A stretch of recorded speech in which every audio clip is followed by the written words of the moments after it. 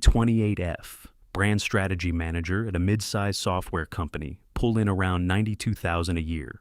Nothing insane, but comfortable. Always thought of myself as the classic independent, educated modern woman. Spent most of my 20s grinding career, traveling whenever I could, finding myself, or whatever that means. Dated plenty during that time. Usually the softer type of guys, the ones who were happy to follow my lead, nice enough. But eventually they all started to feel bland, no ambition, no real direction. Got bored fast. Then I meet Eric about 3 years ago. Eric is 34, senior systems engineer, pulls somewhere around 320,000 depending on bonuses. Immediately different from the usual guys, quiet, composed, the kind of guy who fixes problems instead of talking about them. Not big on drama or emotional theatrics. First couple months, I'm honestly a little intimidated by him. He's not cold, just observant. Sometimes he'll sit there quietly while I'm talking and just watch. At first, I think he's silently judging me. Later realize he's just the type who listens before speaking. We click pretty fast after that move in together. After about a year of dating, life suddenly feels ridiculously good. We're living in this luxury high-rise downtown, huge windows from floor to ceiling, view of the Skyline building, has a gym, rooftop pool, concierge. The whole deal. Eric covers the rent, also utilities and groceries. Most of the time, I use my own paycheck for my stuff, student loans, car payment, clothes, savings, random things like weekend trips or concert tickets. For both of us, never really questioned the setup in my mind. It made sense he earns way more, so him paying more felt like basic fairness, equity, and all that. He never complains about money, never asked me to chip in. More honestly felt like I had life completely figured out. Fast forward to about 6 months ago. Eric plans this surprise weekend trip to Sonoma, private villa on a vineyard sunrise hot air balloon ride over the hills. After we land, he gets down on one knee. In the grass pulls out a massive ring platinum band, huge lab-grown diamond. I immediately start crying, say yes. Without hesitation, post it on Instagram. Like 5 minutes later, notifications exploding. Almost 500 likes within the first hour. Comments everywhere. Yas Queen. He did amazing. You deserve this, girl. Felt like the universe had officially promoted me to main character. Wedding planning starts basically. The next day I'm picturing a destination wedding, Lake Como, vibe, Italian villas and boats and sunset photos. Eric reviews the rough budget numbers, just nods, calmly, says we can probably pull it off, but we should manage the cash flow carefully. I'm floating around like I'm walking on clouds. Everything feels perfect. Then about 2 months after the engagement, Tuesday evening Eric comes home earlier than usual, carrying this thick folder, sits me down on the gray couch he bought for the living room. He looks serious, not angry, just focused. Hey, with the wedding getting closer and our finances involved, we should probably do a prenup. My stomach instantly sinks. I knew it was possible given how different our incomes are, but hearing it said out loud makes the whole thing feel weirdly transactional. I try to keep my voice calm. Okay, yeah. I get wanting to protect assets from before marriage, he nods. Exactly, it's pretty standard. Says his attorney already drafted a first version, tells me to take it, have my own lawyer review it, says everything is negotiable, hands me the folder, thing feels like a brick in my hands. I don't open it right away, just set it on the coffee table and pour myself a glass of wine. Eric heads downstairs to the building gym. Once he's gone, I finally open the folder, like 30 pages of dense legal language, start skimming through it. Most of it seems normal. His premarital assets stay. His mine, stay mine, separate debts, separate retirement accounts. Pretty typical stuff. Then I reach section 9, paragraph B. The infidelity clause specifically says, if a divorce happens because of proven cheating, whether sexual or emotional, the cheating spouse gives up any right to alimony, spousal support, or lump sum payouts applies to either one of us. But for some reason it immediately irritates me. My chest tightens reading it, feels less like protection and more like a warning, like he's already preparing for the marriage to fail. Emotional infidelity, that wording bothers me the most. It's so vague. Does texting an ex happy birthday count?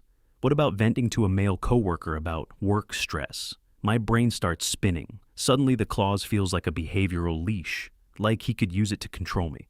Later, I shut the folder, finish the rest of my wine, go to bed. Still irritated, Eric comes back later from the gym, thinks I'm already asleep. I'm pretending he kisses my forehead gently. I don't move next day at work. I'm totally distracted. Finally call my best friend Olivia. Olivia is 31, single, works as a dating coach, very outspoken about men's nonsense. We meet for lunch at this overpriced salad cafe near my office. I slide the prenup across the table and show her the clause. She reads it, then literally laughs out loud. Girl. Absolutely not. Right? It feels super controlling, I say, while pushing kale around my bowl. Not just controlling, she says, pointing her fork at the page. It's borderline abusive. I blink. Abusive? Yeah. He's trying to regulate your sexuality. She taps the line about emotional cheating. That phrase could mean literally anything. She keeps going. He could claim you liking some guy's photo on Instagram counts as cheating, and suddenly you lose everything. That thought had never even crossed my mind, but once she says it, the fear starts settling in. So, what am I supposed to do? Olivia doesn't hesitate. You refuse it.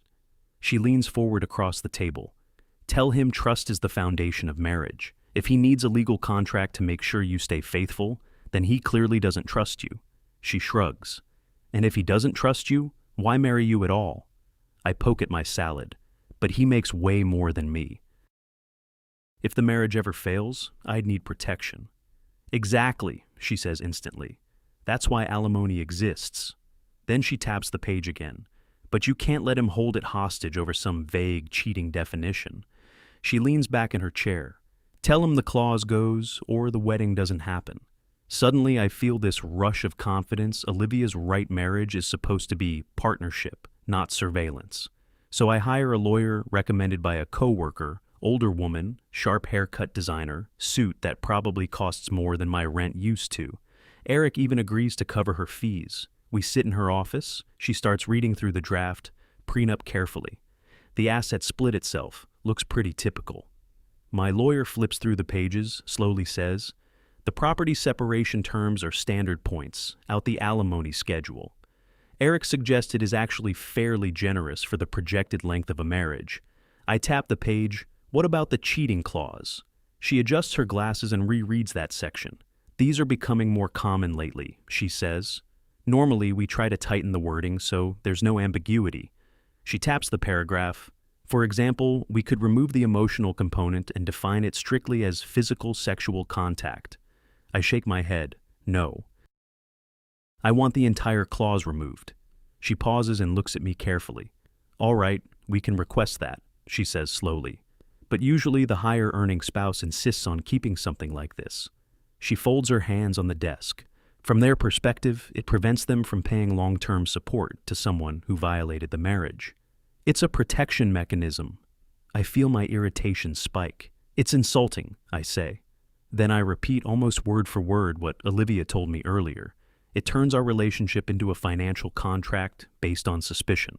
I'm not signing something that assumes I'm going to cheat someday. The lawyer just nods and writes a note in the margin. All right, she says, we'll strike Section 9 entirely. She looks back up. Anything else you want changed? I shake my head. The financial numbers themselves didn't bother me that night.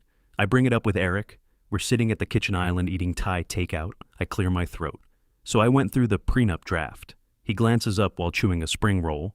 Okay, I'm fine with separating assets and debt, I say, but I'm not signing that cheating clause. He stops chewing for a second, swallows slowly. Why not?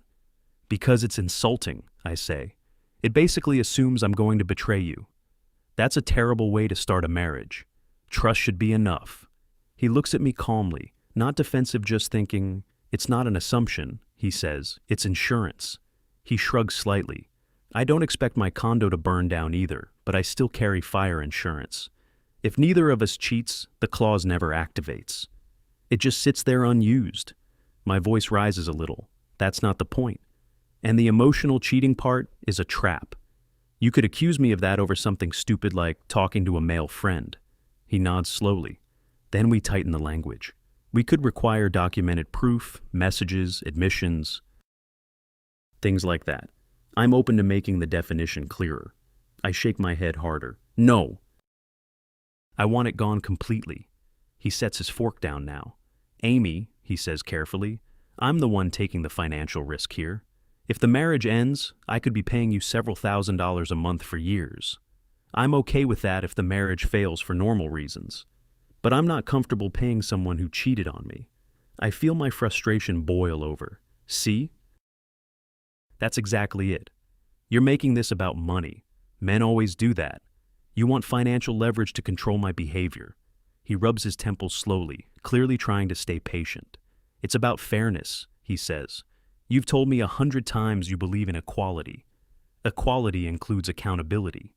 If someone breaks the vows of the marriage, why should they still benefit from the contract around it? I feel tears starting to form. Because I'm your wife, I say. You're supposed to care about my well-being no matter what. He studies my face for a long moment, expression unreadable. Finally, he sighs. Okay. Let me think about it and talk with my lawyer. A small rush of victory hits me immediately. I stood my ground. I didn't just roll over a whole week, passes things around. The apartment feels slightly cold. Eric is polite but distant, spends a lot more time working in his home office. I assume he's just annoyed that I push back. I go out again with Olivia and a couple other friends for drinks, tell them I refuse the clause. They cheer like I won a battle. He needs to understand you're not property, Olivia says. Another friend, Megan, laughs. Guys think their money buys obedience. I feel completely validated. Later that night, I post an Instagram story about boundaries and knowing your worth. Eric watches the story but doesn't react to it. 2 days later, he asks me to come into the living room. He's holding another folder. I spoke with my attorney, he says calmly. I smile immediately, assuming he caved, and he nods slightly. You were right about one thing. The cheating clause was messy. Defining infidelity creates gray areas and potential surveillance dynamics. I grin. Exactly. See? That's what I was saying. He doesn't smile back, so I remove the clause entirely. I stand up excitedly to hug him. He gently stops me with one hand. Read the new version first. I sit back down, still feeling victorious. Open the folder, flip to the spousal support section. Section 4, paragraph A. The line jumps out immediately in the event of divorce, for any reason. Both parties waive all rights to spousal support, alimony, or financial maintenance. Each person keeps their own income and assets acquired during the marriage. I blink, read it again, slower. Alimony 0 under any circumstance. I look up at him. Wait, you removed alimony? He leans back in his chair. Yes. Why? I ask, confused. We already agreed on the schedule. You said you were willing to support me if things didn't work out. He nods calmly. I was. Under the condition there was a penalty if someone betrayed the marriage. You wanted the penalty removed, so I removed the risk. I feel anger surge up instantly. That's not fair. You make like 4 times my salary. If we divorce after 10 years, I'll be used to a certain lifestyle. He answers immediately, and I'll have paid for that lifestyle for 10 years. You have a career. You have a degree. You've told me repeatedly you're an independent woman. He tilts his head slightly. Why would you need monthly payments from a man you're no longer married to? Because it's about equity, I shout. What if I take time off work to raise kids? There's already a clause for child support, he says. That's required by law. I'm not talking about children. I'm talking about adult alimony. My voice shakes now. Without alimony, I have no safety net.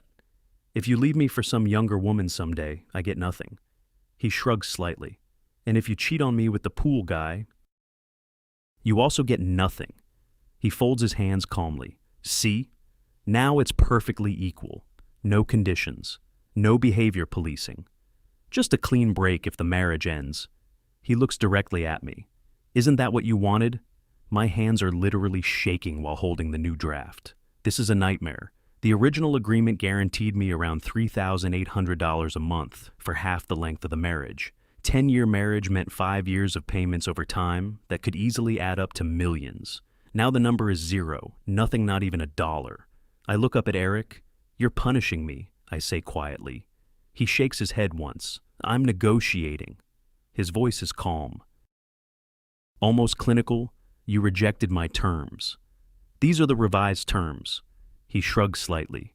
You said you wanted unconditional trust. So I'm giving you unconditional independence. I stare at the paper. I can't sign this, I say. My lawyer would never approve it. Then don't sign it, he replies. Simply, he folds his arms.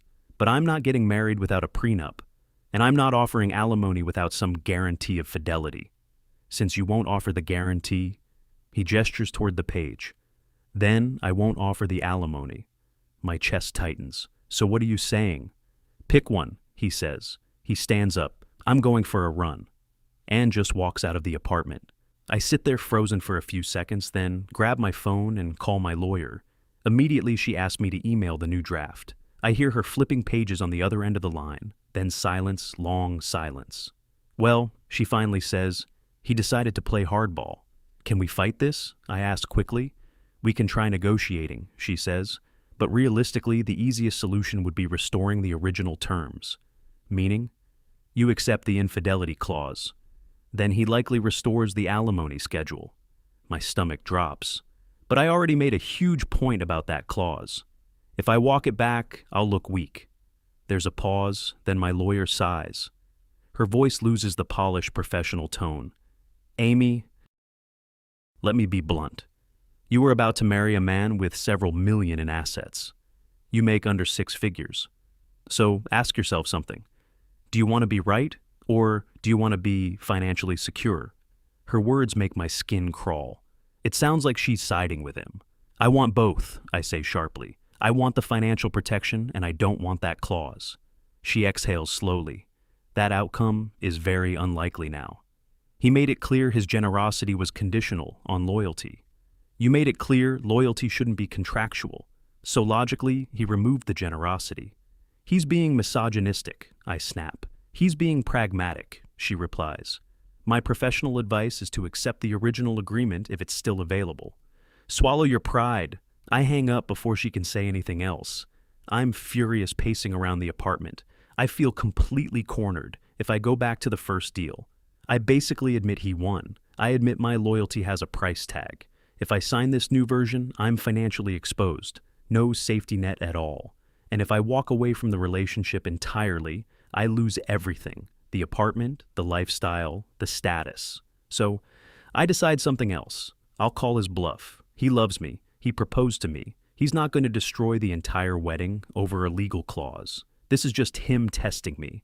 I wait for him to come back from his run, sit on the couch with my arms crossed about. 40 minutes later, he walks in sweaty, breathing hard, wiping his forehead with his shirt. I look straight at him. I'm not signing this version. My voice is ice cold, and I'm not signing the original one either. He stops in the middle of the room. You need to trust me, I continue, and you need to support me. If you actually love me, you won't make me choose. He grabs a towel from the kitchen counter and wipes his face slowly, then just stands there looking at me. The silence stretches. I'm expecting him to fold, to sigh, and say something like, "Okay, babe, let's figure something else out." Instead, his expression changes, not angry, just disappointed. "I do love you, Amy," he says quietly, "but I'm starting to see a level of entitlement here that worries me." I blink. "Excuse me?" "You want the benefits of a traditional husband," he continues, while invoking modern independence whenever it's convenient. "That's not true," I snap. "It is," he says calmly. "You want me to pay the rent, cover most expenses, provide financial protection. But the moment I ask for a contractual assurance that you won't betray the marriage, you call it abusive." He gestures toward the prenup. "Then when I treat you as financially independent, you call it punishment." He walks to the kitchen, opens the fridge, grabs a bottle of water, takes a long drink. My heart is pounding. "I think we need to pause the wedding planning," he says finally. My chest drops. "What?" "I'm not comfortable moving forward right now. We seem to have very different views on what partnership means." I feel panic rising. "You're canceling the wedding because I won't sign your stupid contract?" He shakes his head slightly. "I'm pausing things because you're showing me who you are. And I'm paying attention." I lose it. Start yelling, crying, grab a coaster from the coffee table, and throw it across the room. It smacks the wall. Eric doesn't even flinch. He just watches quietly. "I'm staying at a hotel tonight," he says. He walks to the bedroom, packs a small bag, then leaves. Just like that. I'm standing alone in this huge luxury apartment. The silence feels unbearable. I immediately call Olivia. She's furious on my behalf. "He's gaslighting you. she says. This is manipulation. Do not cave. Give it 2 days and he'll come crawling back. He's just throwing a tantrum. I believe her. For the next 3 days, I post vague, sad quotes on my Instagram stories. Things about self-worth and toxic relationships. Waiting for his message, waiting for him to apologize. Nothing comes on the 4th day. I get an email not from Eric from the building management subject line. Lease termination notice. Apparently Eric paid the early termination fee. I text him immediately. What the hell is this? An hour later he replies, I'm moving out. You have 30 days. I've covered this month's rent. We're done. My hands start shaking again. I grab my keys and drive straight to his office building, rage boiling in my chest, rehearsing everything I'm going to say. I'm going to shame him. I'm going to expose how manipulative and toxic he's being. I pull into the parking garage and march into the lobby. The receptionist is the same woman I've waved to for 2 years. She sees me, and suddenly looks uncomfortable shuffling papers on her desk. I'm sorry, Amy, she says quietly. I can't let you upstairs. He left instructions. No visitors. My voice cracks. I'm not a visitor. I'm his fiancée. People in the lobby start staring at me. Conversation noise dies down. A security guard takes a few steps forward, hand resting near his belt. Ma'am, you'll need to step outside or leave the building. My face burns with humiliation. I spin around and storm back out onto the sidewalk. Of course, it's starting to drizzle perfect. I decide I'm not leaving. He has to come out eventually. So I wait 1 hour, 2 hours, almost 3, standing under the awning, replaying the entire argument in my head, refining every point I'm going to throw at him, all the ways I'll expose how misogynistic he's being, around 6:30. The glass doors finally open. Eric walks out. He's chatting with the company. CFO, holding a coffee cup. Like it's any normal day. He looks completely relaxed actually, laughing at something. The CFO said, the sound hits me like a punch in the chest. How the hell is he laughing after blowing up my life? I rush toward them. Eric, he stops immediately. The smile disappears. His face switches to that neutral boardroom expression. The CFO glances between us awkwardly, then quickly mutters an excuse and hurries toward the parking garage. Suddenly, it's just the two of us standing on the wet pavement. Amy, he says. Not babe, not honey. Just Amy. His voice completely flat. You can't just kick me out through an email, I shout. I don't even care who hears anymore. That's illegal. It's immoral. You're trying to intimidate me. He calmly adjusts his cuff like we're discussing a work memo. The lease is month to month and under my name. I gave you 30 days notice. It's legal. He shrugs slightly. And I'm not intimidating you. I'm disengaging. We were about to get married, I say. My voice breaking, I already started planning the venue. My family knows. You owe me an explanation. He nods once. I already gave you one. You said asking for a guarantee of fidelity was abusive. You said financial support was a tool of control. He spreads his hands slightly. So I removed the support. I removed the control. You're free now. This isn't freedom, I sob. This is abandonment. My face is wet now from both rain and tears. He looks straight at me, completely steady. It's consequences. The word lands heavy. You negotiated yourself out of a relationship, Amy. You turned our marriage into a power struggle where you had to win every point. You wanted the lifestyle of a traditional wife, without the accountability that comes with it. That's not true, I choke out. I was fighting for my rights. He checks his watch briefly. You were fighting a ghost. I offered you everything. You rejected it because you didn't like the loyalty clause in the fine print. He turns and starts walking toward his Tesla. In the lot, suddenly panic floods my chest. The realization hits me. He's actually leaving. This isn't a bluff. The anger disappears instantly, replaced by pure fear. I hurry after him and grab his arm. Eric, wait. Please stop. My voice cracks. I'll sign it. Okay? I'll sign the first prenup. The cheating clause. Everything. I don't care anymore. Just come home. He stops walking, looks down at my hand gripping his suit sleeve, then gently but firmly removes it. No, he says quietly. My stomach drops. Why? That's what you wanted. He sighs. For the first time, there's actual sadness in his voice. I wanted a wife who naturally wanted to be faithful, not someone who agrees to loyalty because she's financially cornered. My throat tightens. The offer expired the moment you decided my trust was an insult. Please, I whisper. I love you. He opens the car door, pauses, looks back at me. One last time, his eyes look tired. You think you love me, he says softly, but you love what I provide. If you actually love me, that clause wouldn't have mattered. He gets into the car door, closes with a heavy thud. The Tesla hums quietly to life and drives away. I'm left standing in the rain, and exhaust fumes hair sticking to my face. A group of interns walks past, staring at the crying woman on the curb. I suddenly feel tiny, like I just pushed all my chips into a poker hand with nothing and found out the other player had a royal flush.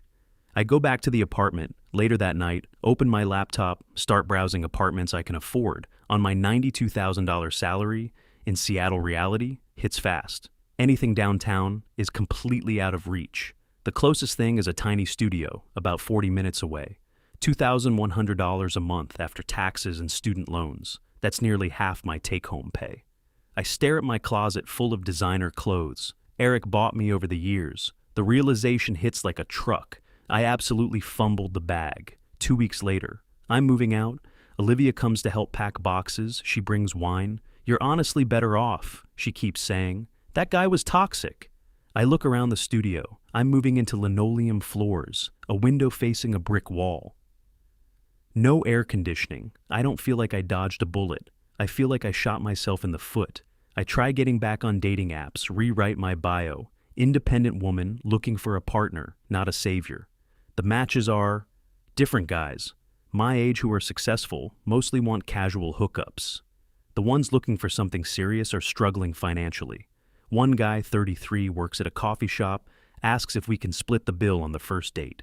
Another guy, 36, lives with 3 roommates and talks about his painting career. I go out with a guy who says he's a project manager. Turns out he manages a small construction crew, makes about $60,000, a nice enough guy.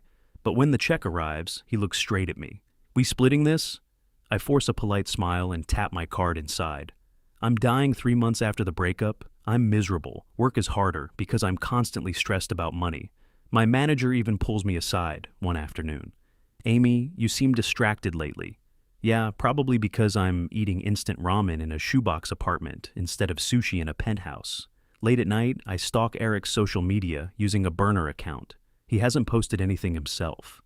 Then one day, I see a tagged photo from someone else. He's at some charity gala, wearing a tux, looking fit, looking happy, and on his arm is a girl, maybe 24, soft features, simple dress, staring up at him like he hung the moon. I click on her profile. I open her profile. She's a preschool teacher. Bio just says love baking, hiking, and God. No political rants, no boss babe slogans. Just photos of her smiling in a kitchen making cookies. Something heavy settles in my stomach. Olivia texts me a screenshot of the same gala picture. Look at this little pick-me he found, she writes, probably dumb as rocks. He just wants a maid. I type back, yeah, totally, but this time I don't really believe it. I look around my quiet apartment sirens echoing somewhere down the street, and my brain keeps replaying that prenup meeting. I remember Eric saying, I do love you. I remember the version where the alimony was 0, and suddenly something clicks in my head.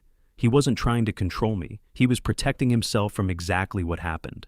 Me listening to terrible advice from bitter single friends. I wanted the authority of a modern independent woman and the privileges of a traditional wife. What I got instead was the authority.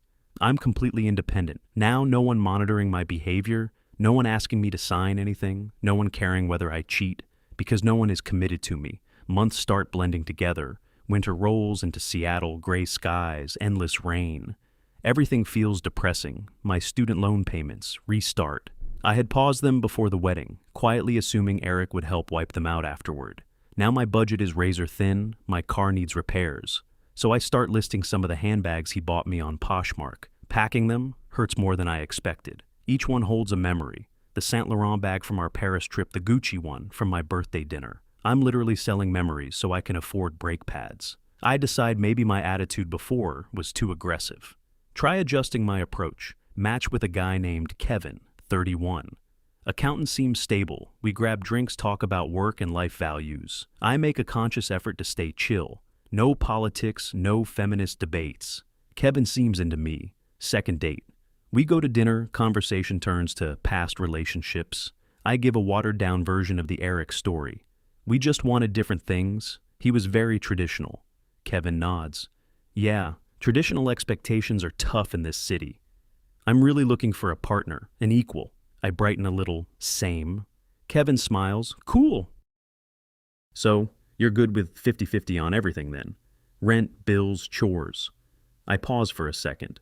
Ideally, yeah, though I think equity matters too, like proportional income. Kevin frowns slightly. Well, I make about 90,000. You said you make around 85. He shrugs. So, basically 50-50. And suddenly I feel this wave of exhaustion with Eric. My salary was spending money with Kevin. My salary is survival. The romantic energy drains right out of the room. And that's when a terrible realization hits me. I'm not actually looking for an equal partner. I'm looking for a provider, but I can't say that. Not to Kevin, not to my friends, barely even to myself. A year passes after the breakup. I turn 30. The big 3-0 celebrate at some grimy dive bar with Olivia and Megan. We take shots, they toast to freedom. I feel nauseous. I slip into the bathroom to check my phone. For some reason, I unblock Eric just to look. Huge mistake wedding photos. He married the preschool teacher. They're in Hawaii. She looks glowing. He looks happier than I ever saw him. Caption reads, "To my beautiful wife, thank you for choosing me. Here's to a lifetime of trust."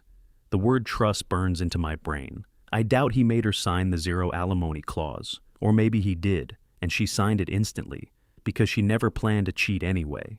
Or maybe she signed the original cheating clause without caring, because she wasn't listening to podcasts telling her loyalty is oppressive. I scroll the comments. His mom wrote one, "Welcome to the family, sweetheart. So happy for you both." I slowly slide down the bathroom wall. A drunk girl in the stall next to me asks, "Hey, you okay?" I shake my head. "No," I sob. "I'm an idiot." She opens the door slightly. "Did some guy hurt you?" I wipe mascara off my cheeks. "No, I hurt myself. I basically won the lottery and ripped up the ticket because I didn't like the font." Monday morning, I drag myself to work. Hungover HR asks me to come into a meeting. My stomach sinks immediately. "Amy, the company is restructuring. Marketing is being reduced. Tech sector slowdown. We're letting several people go. Your severance will be 2 weeks." I pack my desk into a cardboard box. Later, I'm standing on the curb waiting for an Uber because I can't afford downtown parking anymore. I glance up at the high-rise across the street. The same building Eric and I used to live in, the top floors glowing warm gold in the evening. I imagine him up there, maybe cooking dinner with his new wife. Maybe she's telling him about her day with the kids at school, and he's listening, really listening, because she brings him peace. My phone buzzes a message from Olivia. "Brunch tomorrow? I have to tell you about this toxic guy I matched with on Bumble." I stare at the text for a few seconds, then delete it. Block Olivia, the Uber driver cancels the ride. I sigh and start walking toward the bus stop. My mind drifts back to that prenup clause again, how furious I was about it. "It's the principle," I kept saying. Well, now I have my principles, and the thing I've realized is this real oppression isn't a sentence in a contract. It's the lies you tell yourself about what you deserve without earning it. I'm finally the independent woman I always said I wanted to be, and I have never been more terrified in my life.